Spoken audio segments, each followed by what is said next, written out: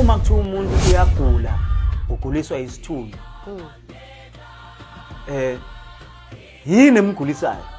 Ingelosi, umoya ongcwele, igift, yini emgulisayo?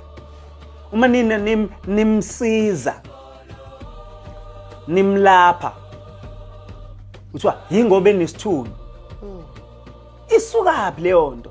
Ichaza ukuthini? So ngifuna lezi zinto siyisuse endleleni abantu bayi-understand, ngoba uma mama lezi zinto singayifundisi, uma kwenzeka izinto ungayi-understand, i-confusion ayimi, iyakhula. Kodwa uma wazi ukuthi le nto yenziwa isuselwaphi, ichaza ukuthini, zonke izinto ziba clear. I think lelo point ubaba alibeka libaluleke ngendlela esimangaliso, because abantu bakamoya nje thina sazothi masigula sishawa abantu abadala. Ukuthi phela hayi nginanga umuntu engafuni umukela ubizo awuthi simthela induku. So uma nawe uzosichazela namhlanje mhlawumbe kukhulu sizokufunda nokungafundi ngesintu.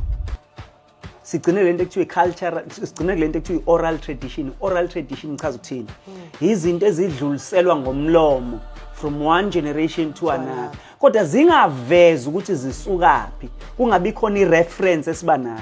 Yenza lento ukuthi kube nento eziningi lo usho lokho, lo usho lokho. Bese manje ngempela kube inkingi ukuthi